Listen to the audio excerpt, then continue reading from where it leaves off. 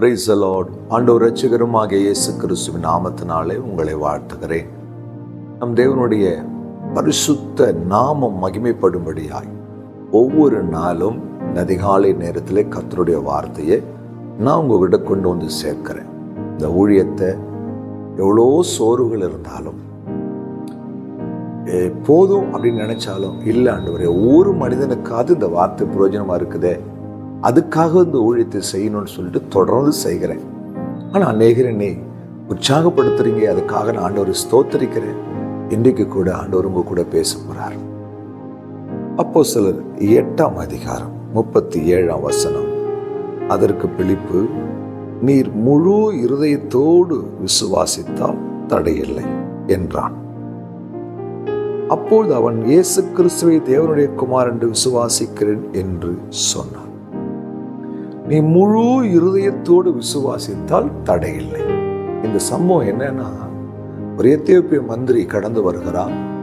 ரதத்துல பிலிப்பை ஆவியானவர் அங்கு கொண்டு சேர்க்கிறார். வேதத்தினுடைய ரகசியங்களை அவருக்கு சொல்லிக் கொடுக்கும் பொழுது அவர் ரட்சிக்கப்படுவதற்கு ஞானஸ்தானம் அவசியமா இருக்கிறபடினாலே அவர் பிலிப்பிட்டு கேட்கிறார், இங்க தண்ணி இருக்குதே, ஞானஸ்தானம் பெறுவதற்கு ஏதாவது தடை இருக்குதா? அதுக்கு பிலிப்பு சொல்ற பதில், நீ முழு இருதயத்தோடு விசுவாசித்தா தடையில்லை.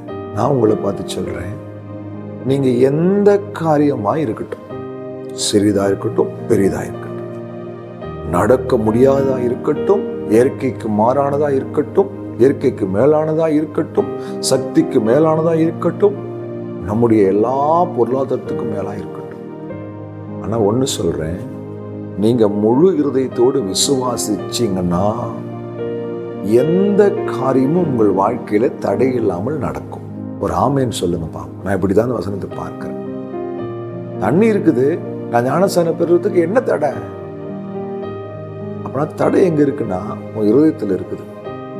அந்த இருதயத்துல முழு இருதயத்தோடு நீ விசுவாசிச்சிட்ட அப்படின்னா தடை எதுக்குமே தடை இல்லை. கர்த்தர் உங்களை ஆசீர்வதிக்கணும் தெய்வ பிள்ளைகளை. ஆனா அந்த முழு இருதயத்தோடு விசுவாசிக்கிற அனுபவம் இருக்குது, அது ரொம்ப ரொம்ப கஷ்டம். ஒரு பக்கம் பிசாசனம் நம்ம விசுவாசத்தை கொஞ்சம் கொஞ்சம் கொஞ்சமா அசைத்து கொண்டே இருப்பான். சின்ன சின்ன பிரச்சனைகளை கொண்டு வந்து, சின்ன சின்ன உபத்திரங்களை கொண்டு வந்து விசுவாசத்தை ஆட்டங்காண வைப்போம்.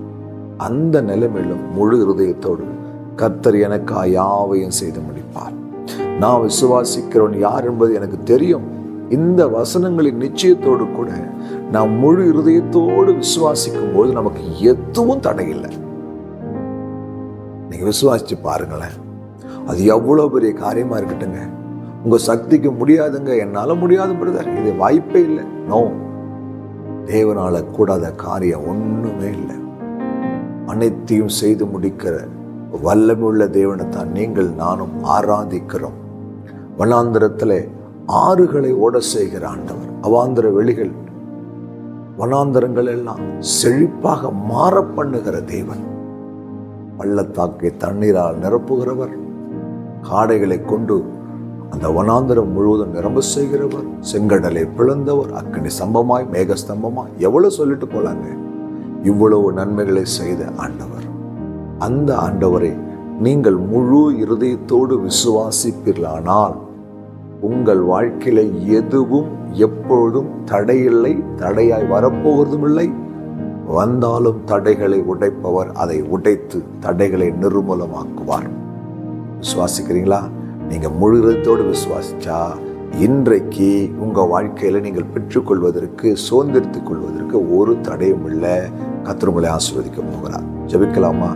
அன்பும் இரக்கம் உள்ள நல்ல தகப்பனே, இந்த வார்த்தைக்காக ஸ்தோத்திரையா. நாங்கள் முழு இருதயத்தோடு விசுவாசிக்கும் பொழுது எங்களுக்கு தடை இல்லை.